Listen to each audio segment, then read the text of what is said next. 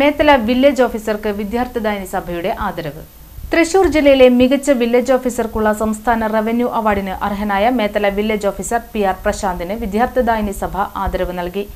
വിദ്യാർത്ഥിദായനി സഭ ഓഫീസിൽ നടന്ന ചടങ്ങിൽ സഭാ president MS Vinayakumar, secretary EN Radhakrishnan എന്നിവർ ചേർന്ന് പൊന്നാട അണിയിച്ച് ആദരിച്ചു. സഭാ ട്രഷറർ OM ദിനമണി ഉപഹാരം നൽകി.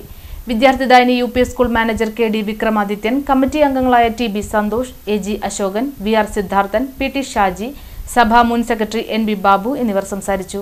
വില്ലേജിൽ എന്തൊക്കെ പോരായ്മകളൊക്കെ ഉണ്ടെന്നുള്ളത് നോക്കി പരിഹരിച്ച് വളരെ ജനകീയനായിട്ടുള്ളൊരു വില്ലേജ് ഓഫീസറായിട്ട് മാറിയിരിക്കുകയാണ്. അദ്ദേഹത്തിന് ഈ അടുത്താണ് സർക്കാരിൻ്റെ തൃശ്ശൂർ ജില്ലയിലെ ഏറ്റവും നല്ല വില്ലേജ് ഓഫീസർക്കുള്ള അവാർഡിന് അർഹനായതും സമ്മാനിക്കപ്പെട്ടിട്ടുള്ളത്.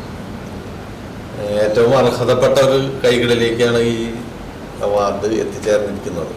അദ്ദേഹത്തിന് ആദ്യമായിട്ടൊരു പ്രത്യേക അഭിനന്ദനം ഞാൻ ഈ അവസരത്തിൽ അറിയിക്കുന്നു. എനിക്ക് തോന്നുന്നു എൻ്റെ ആദ്യത്തെ സ്വീകരണം ഞാൻ തന്നെയാണ് തിരുവഞ്ചിക്കുളത്തെ വാർഡിൻ്റെ ഒരു സ്വീകരണം ഞാനൊന്ന് കൊടുത്തിട്ടുണ്ടായിരുന്നു.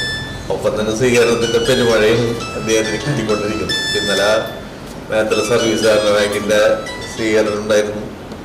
അപ്പം അതുപോലെ ഓരോ സംഘടനകളും വില്ലേജുമായി ബന്ധപ്പെട്ട് പ്രവർത്തിക്കുന്ന സംഘടനകളൊക്കെ തന്നെ വളരെയധികം സന്തോഷത്തോടു കൂടിയാണ് അദ്ദേഹത്തെ സ്വീകരിക്കുന്നത്.